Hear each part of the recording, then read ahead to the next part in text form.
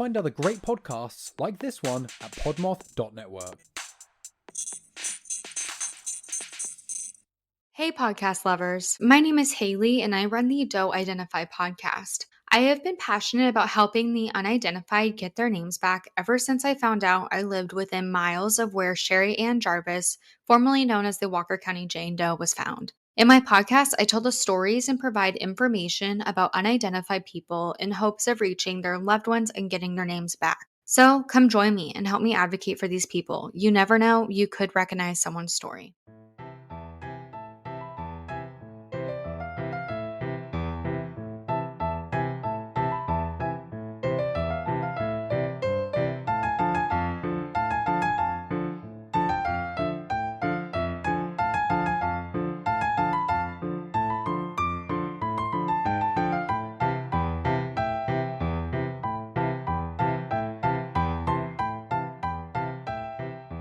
Hello everybody, here we go again. Welcome back to another episode of My Second Self and I. My name is Matt, I am your host. Who am I?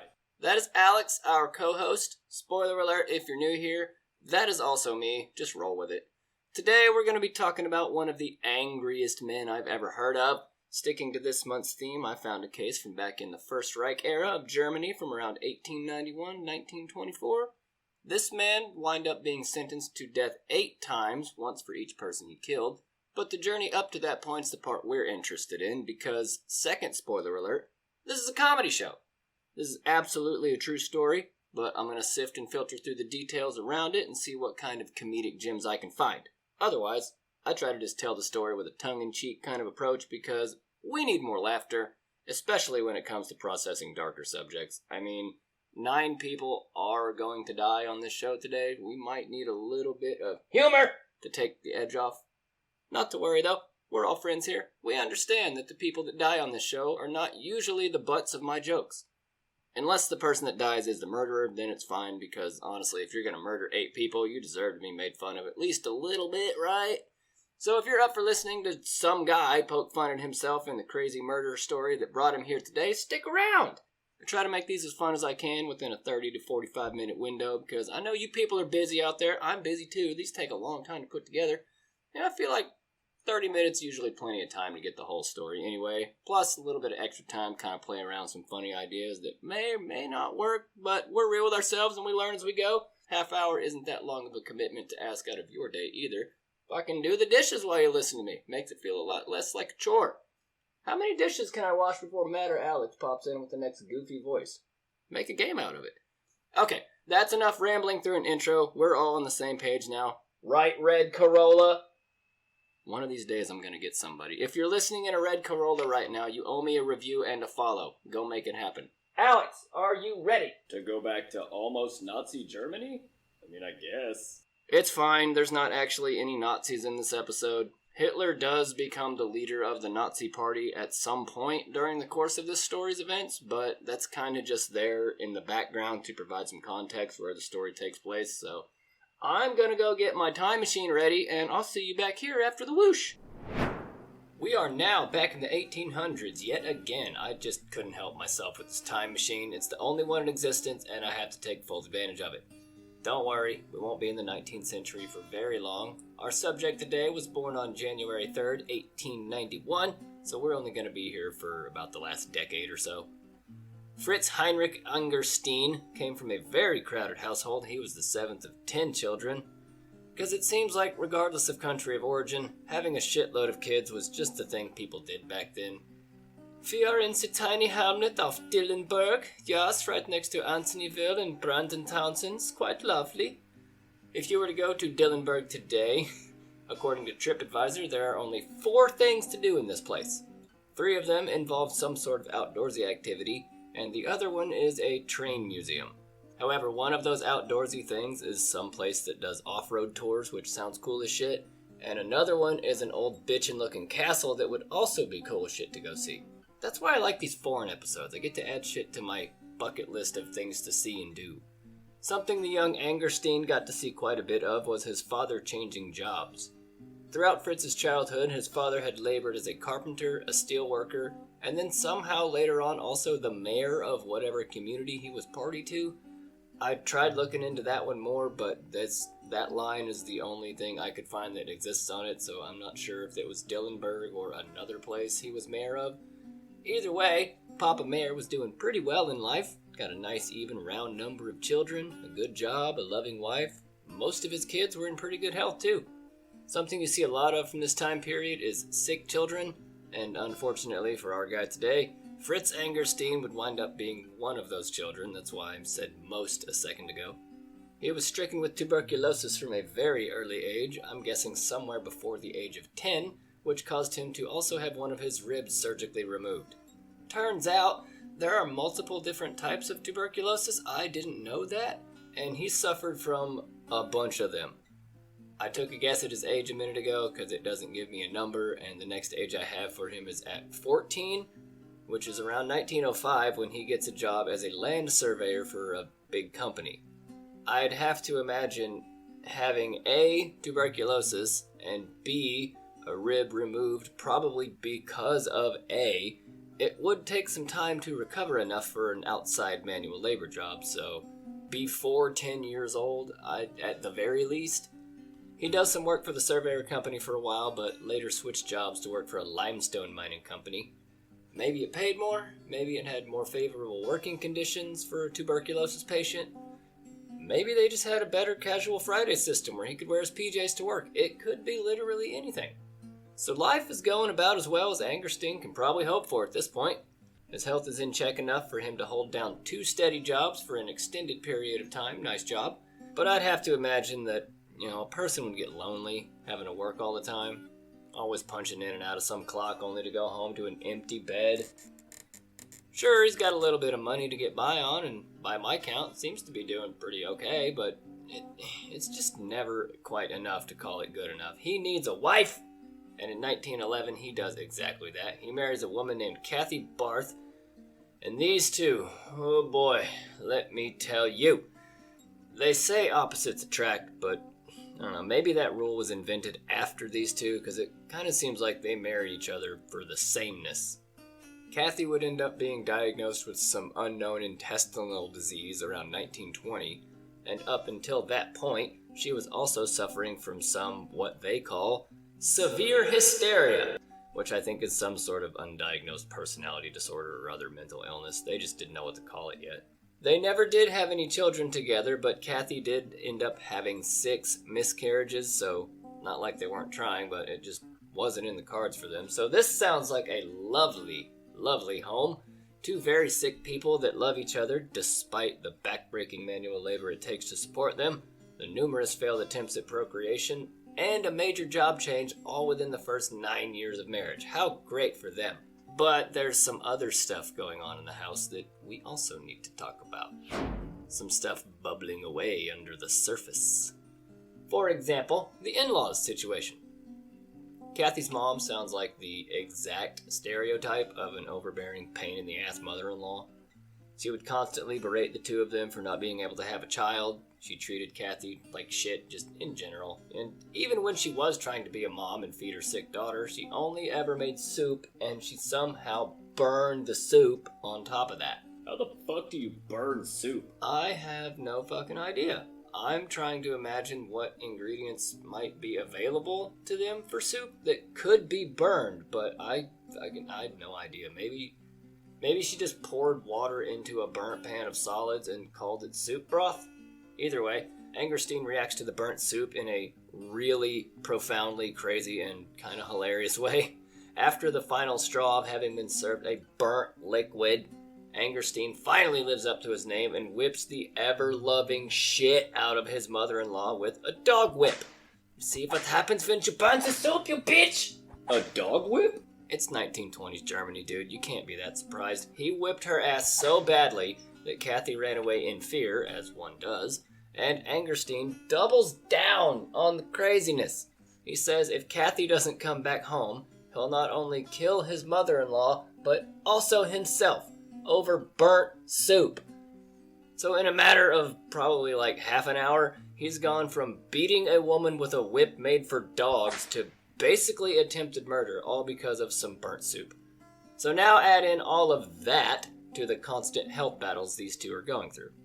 I already mentioned Kathy's sudden onset of intestinal disease in 1920, but the other important thing that happens is the company Angerstein is working for is bought out by a larger company called Van der Zijpen. He'd been working out of a town called Haiger, since around 1917, and when the Van der Zijpen company took over, they offered to put Angerstein and his family up in a little villa in Haiger in 1921. How nice. Makes the commute to work a little bit simpler, and with the included room and board on top of his 390 Reichsmarks a month, he's taken up a pretty big step in terms of progress. Nice job, man. Pretty decent sized house, too.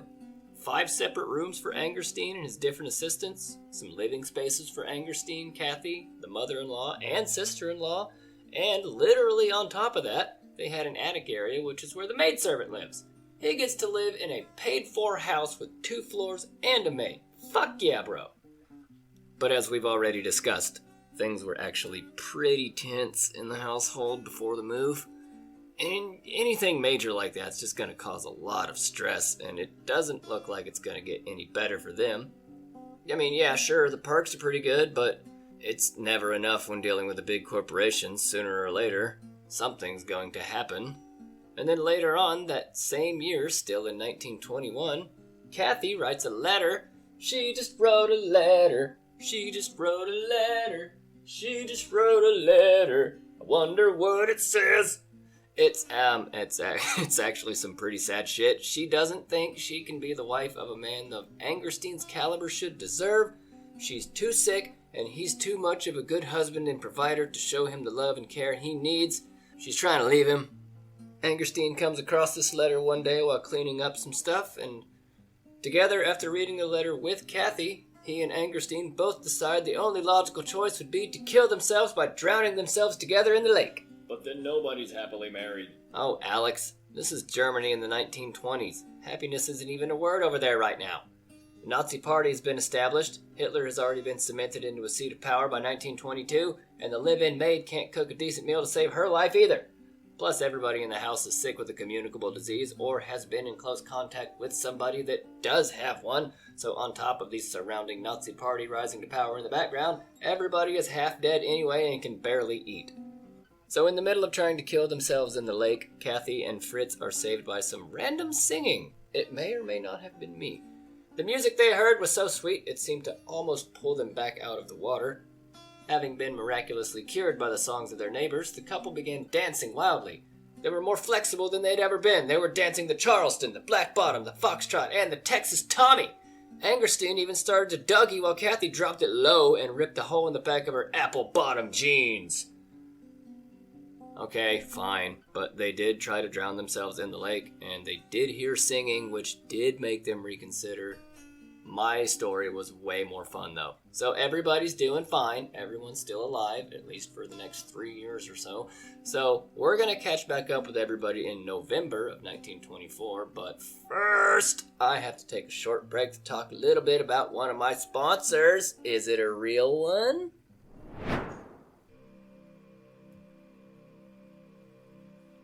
Hallo, my name is Hans Bratenwurst and I am the owner of the Hundensuppen.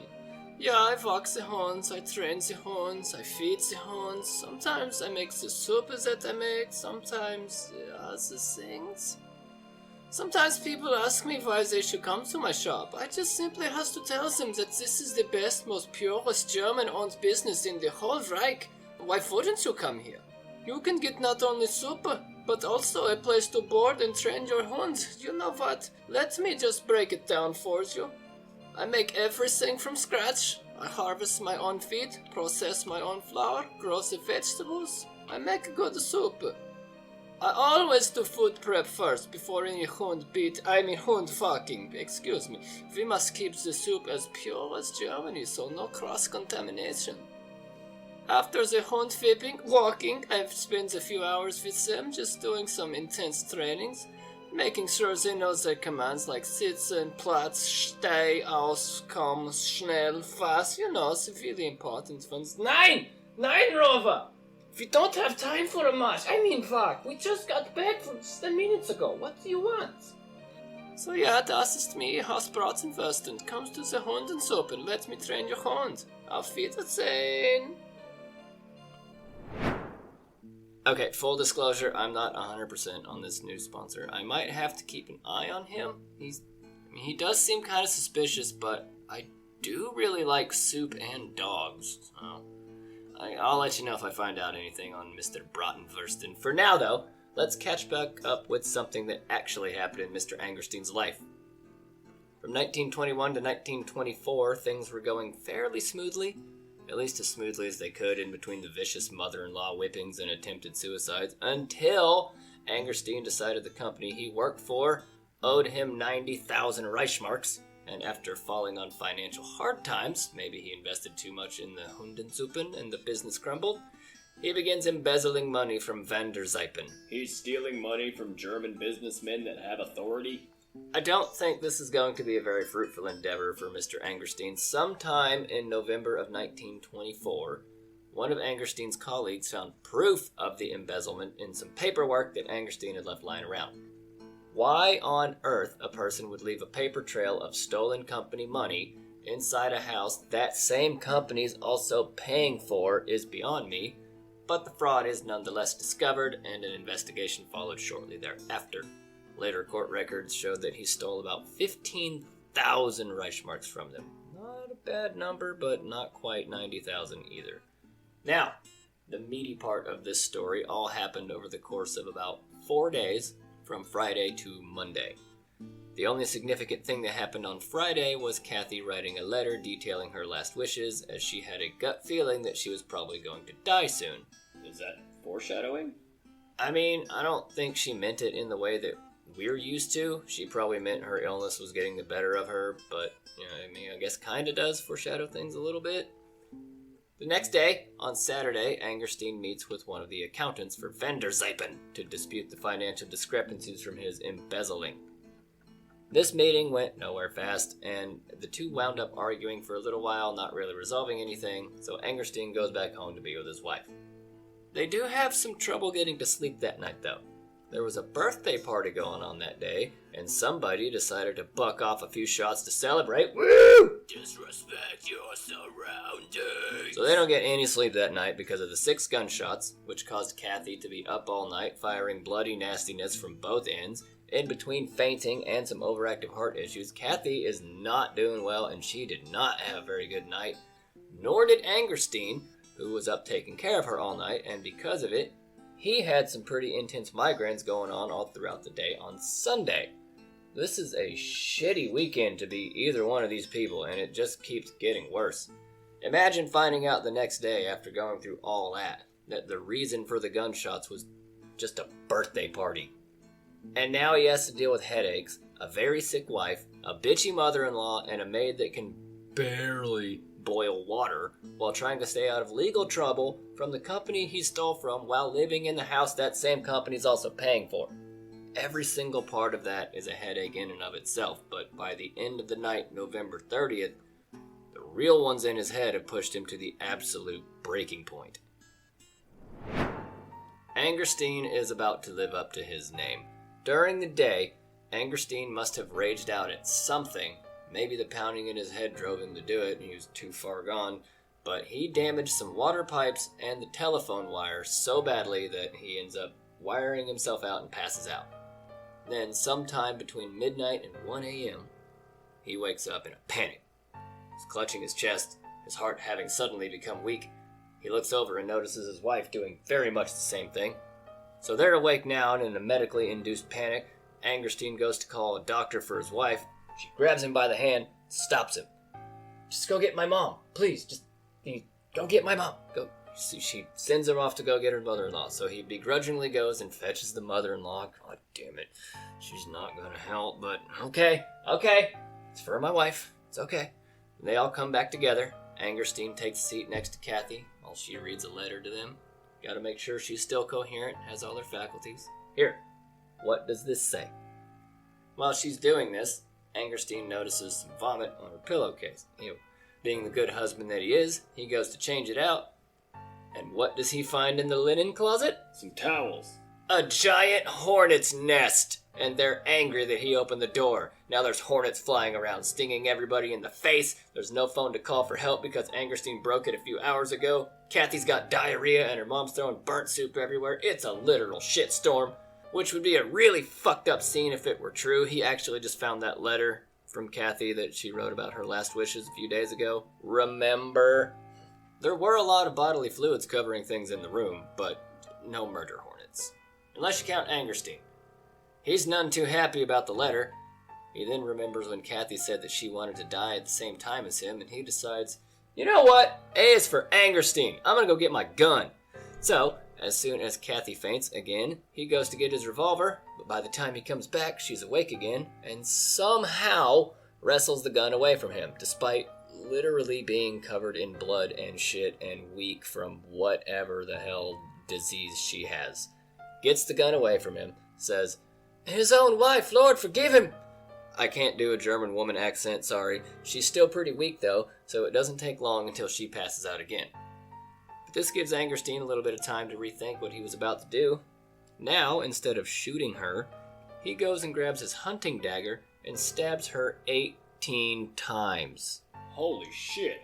Having realized what he'd just done, Angerstein runs downstairs to try and put an end to himself as quickly as possible. Tries to shoot himself with 2 different guns, but they both jam. Oh shit, now what? Maybe there's something down in the cellar? So he runs downstairs and finds an axe handle. Aha! If I cut off my own hand, I'll surely bleed out in no time. Oh god damn it, not her again!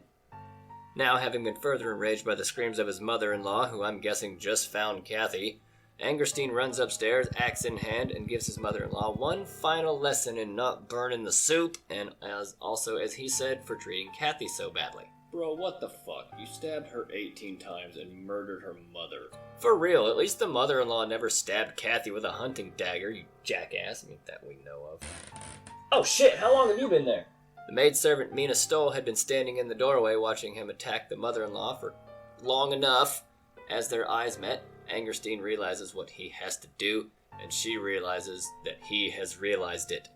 She tries to make an escape up into the attic, which I don't think will work very well, given that the door is made of wood and his axe is made of axe, but she's just shy of escape anyway as Angerstein grabs her by the back of the shirt and bashes her head in with the axe as well, and then lit her on fire.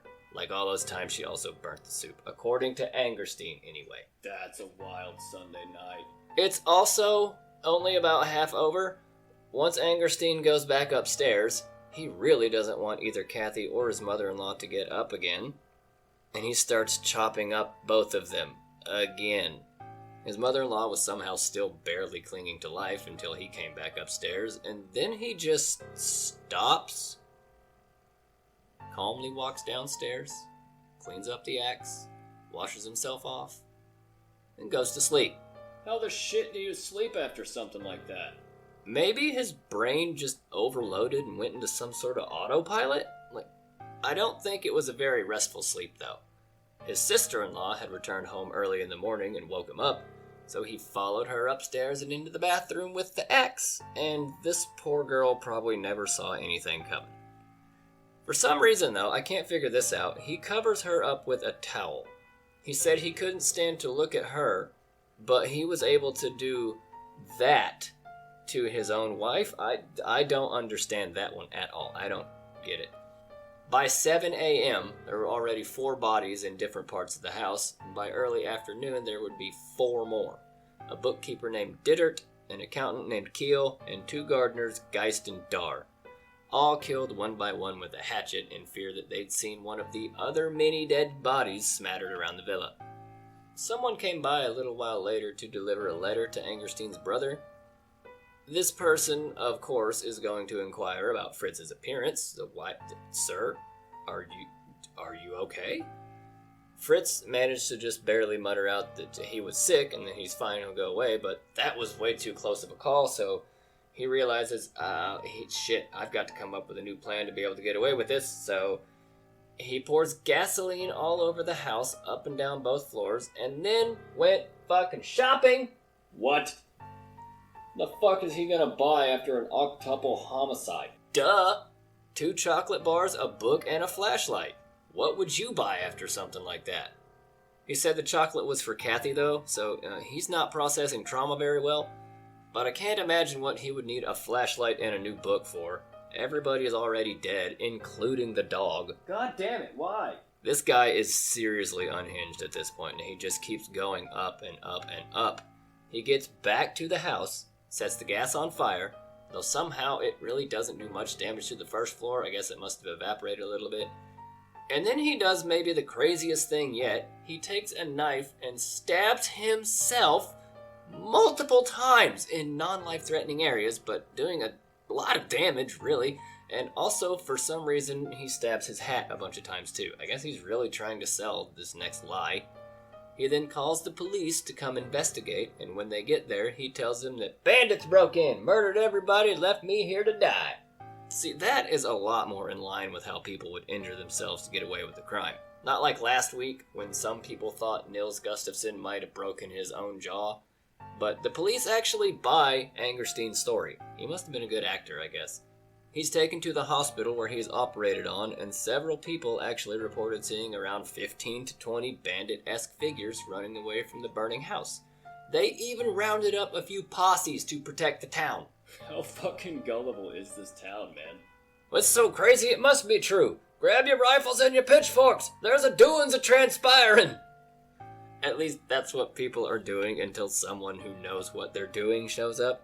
George Pop quickly realizes that by the time they had arrived, the bodies were already well into rigor mortis, which means they must have died some time ago. Way too soon to fit into Mr. Angerstein's telling of the story. There were also no signs of a robbery, and his fingerprints were found all over the dagger, the axe, and, oh yeah, all 8 of the bodies found throughout the house. So he is arrested pretty quickly and hauled off to jail. Before the trial, there was a bit of back and forth before Angerstein finally admitted to the murders. He tried to deny it, but kept contradicting himself, so eventually he does cave and confess. While in court, he tries to say still that Van der Sijpen owed him money, which quickly refuted by the 150-ish witnesses and 27 experts brought in against him. He was accused of 13 total counts, 8 for murder, 2 for embezzlement, and 1 each for forging documents, arson, and who could forget good old perjury. Angerstein was sentenced to death 8 times on July 13th, my almost birthday, and once again a crucial part of the story pops up in July. He is then stripped of all civil rights, thrown in a prison cell for about a year, just to drag it out probably. And on November 17th, 1925, the executioner on duty wanted to start his day off right. The best part of waking up is a severed head in your cup. At 8 a.m., Fritz Angerstein was decapitated by executioner's axe, putting an end to the terror of a sick and angry man. That is the story of Fritz Angerstein, everybody. Honestly, one of the more exciting ones I've read through in a little while, despite how short of a story it really is. I mean, if you look it up, there's really only one source out there floating around. It's all the exact same article everywhere, but that's all I have for you today, guys. Though I do have some supremely awesome stuff happening in the real world that I can't wait to tell you about. I'm just not quite ready to put it on the airwaves until it's a little more concrete, but your boy's doing some cool shit. If you like that story, go ahead and click on the subscribe or follow or like button, whichever one of those things is available to you. Please do that for me. A review would be even better if you can do that. I'd love to hear from you. You can also reach out to me in a couple of other places if you want to do that.